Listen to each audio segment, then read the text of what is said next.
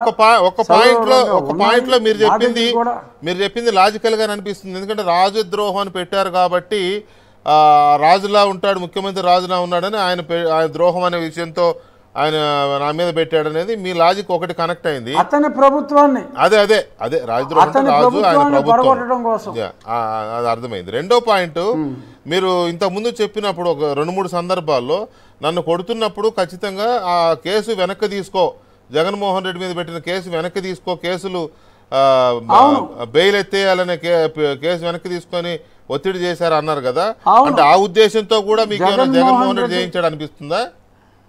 అవును, అసలు అనుమానం లేదు.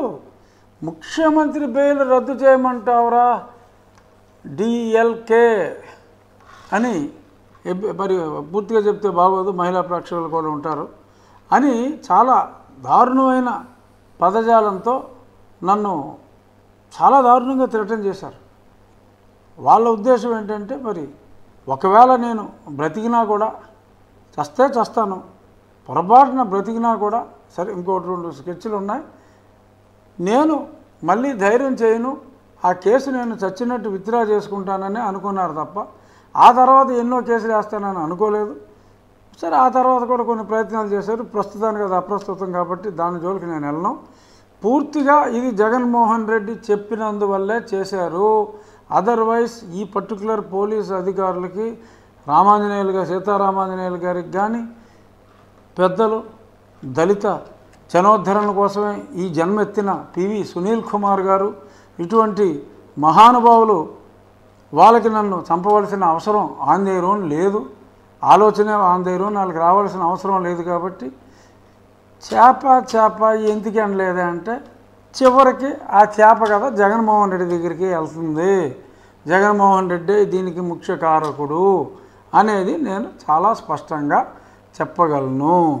ఇప్పుడు ఇందులో పివి సునీల్ కుమార్ గారు సిఐడి చీఫ్ గా ఉన్నారు, ఆయన సీతారామాంజనేయులు గారు ఇంటెలిజెన్స్ చీఫ్ గా ఉన్నారు, అండ్ జగన్మోహన్ రెడ్డి గారు అప్పుడు సీఎంగా ఉన్నారు, డాక్టర్ గారు ప్రభావిత్ గారు డాక్టర్గా ఉన్నారు. ఇవన్నీ ఓకే.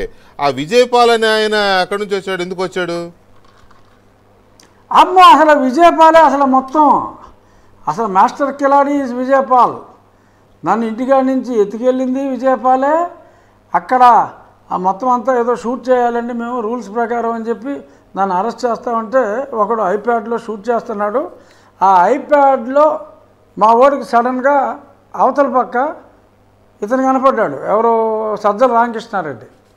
ఆ సజ్జల రామకృష్ణారెడ్డిని మా వాడు ఒకడు చూసి, మా విజయరామరాజు అని ఒక అతను నా శిష్యుడు చూసి, ఇదిగో ఆడు సజ్జలు చూస్తున్నాడని చెప్పి అన్నాడు. నన్ను కొంతమంది బ్యాచ్ బండి ఎక్కించి తీసుకెళ్ళిపోయిన తర్వాత బండిలోకి తోసి, నా అసిస్టెంట్ ఆ రాజుని నా వెనకాల మామిడి తోటకి తీసుకెళ్ళి కుమ్మేశారండి. ఎలా సజ్జలు చూశాడా, మళ్ళీ నోరెత్తావా అని చెప్పి కుమ్మేశారు. ఇక్కడ ఇదంతా సజ్జలు చూశాడు. ఇదే మోడల్లో అక్కడ నన్ను బాగుతా ఉంటే, నేను ఆహాకారాలు చేస్తూ ఉంటే, సజ్జల బాసు జగన్మోహన్ రెడ్డి ఖచ్చితంగా చూశాడు. ఎందుకంటే ఒకడు షూట్ చేయడం నేను చూసా చాలా స్పష్టంగా. ఆ టైంలో అక్కడ ఆ టవర్లో ఏ నెంబర్లు ఉన్నాయనేది ఖచ్చితంగా దొరుకుతుంది. ఆ టవర్ ఇన్ఫర్మేషన్ కూడా తీసుకోవాలి అని చెప్పి నేను అప్పుడు హైకోర్టులో కోరటం జరిగింది. ఈడేదో సుప్రీంకోర్టుకి వెళ్ళాడు, గాడిదగుడ్డి అంటున్నాడు. సుప్రీంకోర్టులో 2 సంవత్సరాల తర్వాత లిస్ట్ అయితే ఇదేంటి మరి హైకోర్టు ఏమని చెప్పింది అని హైకోర్టు గురించి అడిగితే, హైకోర్టుకి వెళ్లకుండా డైరెక్ట్గా వచ్చాము అంటే, హైకోర్టుకి వెళ్ళాలి కదా అంటే, okay, if you say so we will withdraw the petition, you give us liberty to go back to